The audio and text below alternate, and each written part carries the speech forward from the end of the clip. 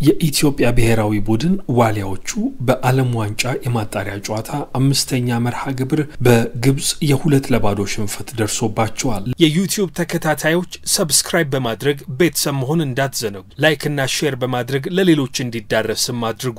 ለፈርዖኖቹ የማሸነፊያ ጎሎቹን መሐመድ ሳላህና ዚዞ ማስቆጠር ችለዋል።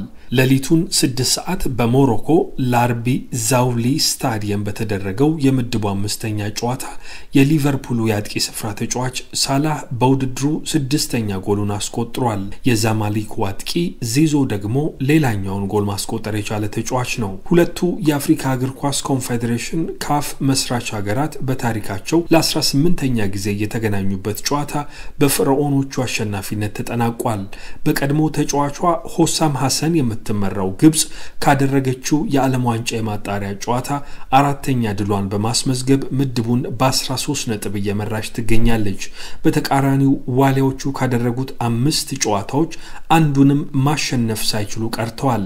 በ3 ነጥብ 5ኛ ደረጃ ላይ ለመቀመጥ ተገደዋል። በዋሊያዎቹና በፈርዖኖቹ መካከል ለ18ኛ ጊዜ የተደረገው ይህ ጨዋታ 13ኛ የግብጽ አሸናፊነትን አረጋግጧል። ከነዚህ ጨዋታዎች ውስጥ ኢትዮጵያ 3ቱን ስታሸንፍ የተቀረውን ደግሞ ባቻ ውጤት አጠናቀዋል።